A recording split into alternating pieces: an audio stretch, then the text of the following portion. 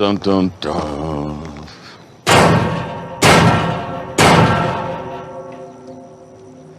Little pig, let me in. Piss off, Negan. I'm trying to record a review. Not bad.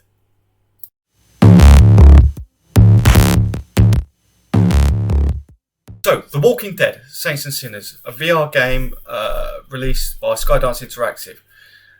I'm going to say right off the bat, I love this game. This is by far, I'm going to say the best VR game I've played to date. Now, I play it on the PlayStation VR at the moment. That's the only headset I've got. And there's no other title anywhere near it that I've played so far. Start with the gameplay. The movement on it is like nothing I've played so far. You can move in real time with the controls, but you don't have to do that teleportation point and transport yourself there. You can move using the big button on the left hand stick. And what I found quite good, it's the first time I've played like that has real time movement that doesn't make you feel nauseous. I know I'm pretty good in VR, I don't get sick very often, but there are games that make me feel ill. Riggs, for example, makes me feel terribly sick. But I've got absolutely zero nausea at all from play. So, give you a rough idea of what the story is without giving too much away.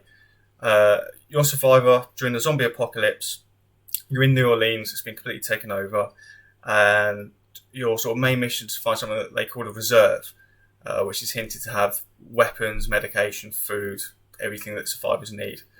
Now, I'm very early on. I haven't got to any human villains or anything really yet.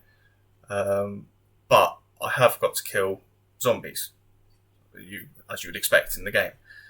And that is by far the most satisfying VR experience I've had to date.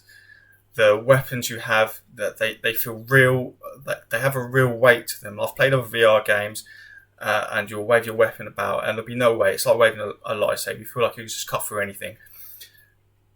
In Saints and Sinners, that is not the case. Your impact will be, the enemies will react to the angle of your shiv, how hard you hit, where you hit.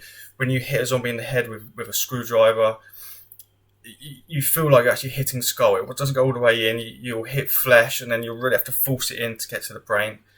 You feel the weight when you're wielding a two-handled axe. If you don't really give it some and get your angles right, then you're just going to shank and deflect off their head. Just take a bit of flesh off, but not kill.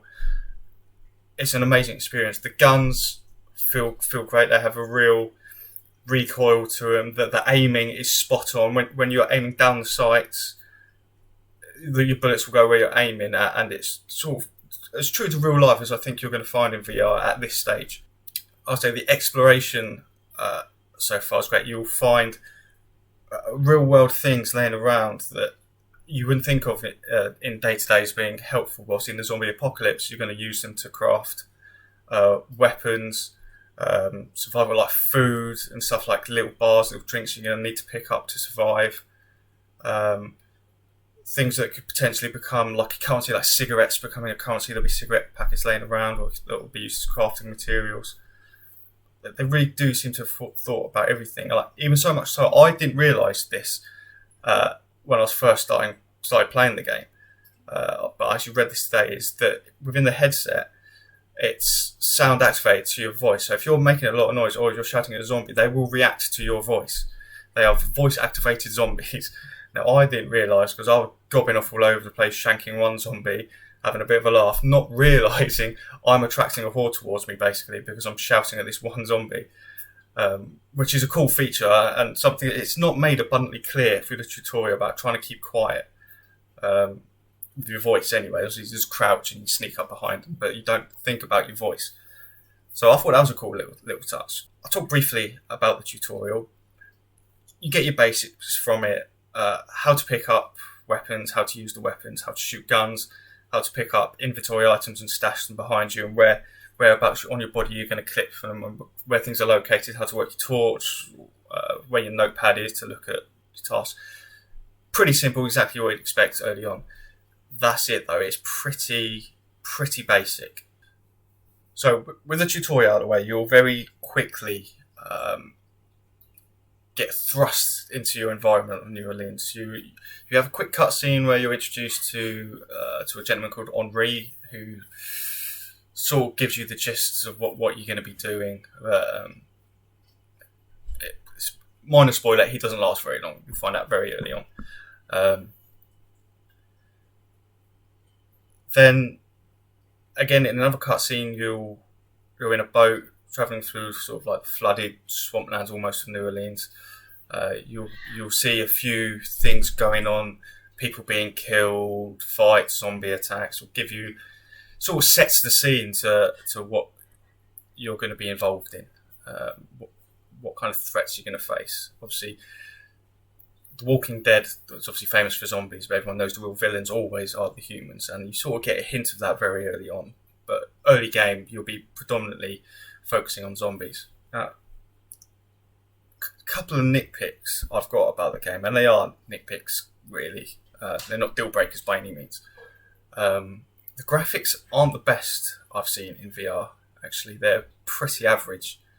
And you'll notice how more, when you're closer up to people, like the human models aren't great. They're a bit cartoon. I don't know if that was a stylistic choice. I'm guessing it must be, because it's proven you can do a lot with VR now, graphics wise, and I think this must be some kind of stylistic choice. Now, my second little nitpick is a bit more of a problem that I found. The game has an autosave feature. There's no manual save that I've discovered anyway. And when you finish playing and you want to give up for the day, you will quit the game, back to main menu, and you'll get the warning saying that your most recent progress, is going to be lost. Now, this is pretty common in all games with autosaves. You imagine it autosaves, you finish the task, you get your little autosave loading sign down in the corner, and you'll move on.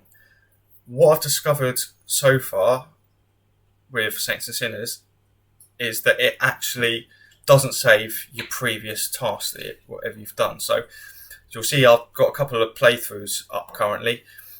The first one, I complete a mission where I had to retrieve a wedding ring for some woman whose husband had returned it to her, and in return I get a key to a safe in a house.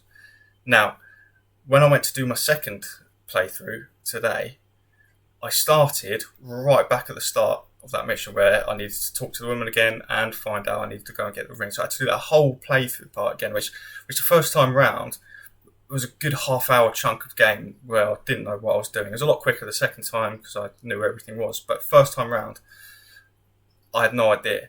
So that's a huge chunk to sort of have to replay when it's not really your fault. You're not being punished for dying or doing something wrong. It's just the save feature for some reason does that.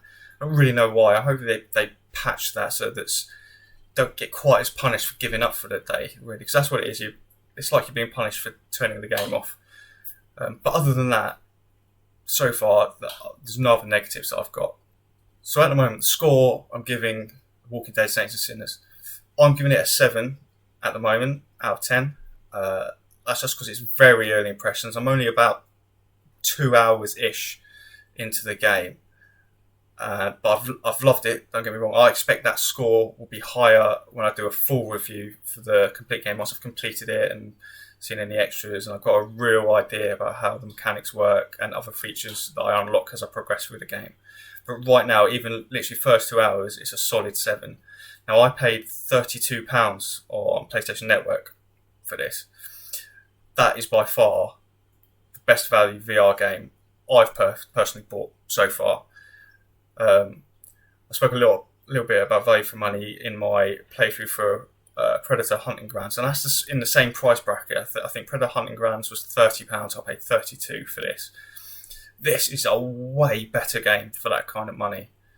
I talk about stopping power of a game, and replayability. This game, I can see myself in a year's time going back and playing it all over again. As well, I've paid £30 for Predator Hunting Grounds. I've played it a few times and I'm already bored of it.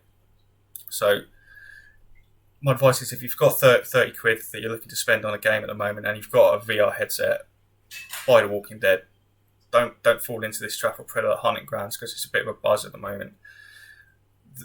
There's no need. When you've got £30 and you've got Warzone that is free to play, and you can pick up this, you're going to have plenty of game. You don't need anything else at the moment. With all that in mind, I hope you enjoy my early review and first impressions. This is not a full review, as I said. Please don't think I've seen everything in the game. I don't. I recommend watching other reviewers, IGN, GameX, the big guys. They all know the game inside out.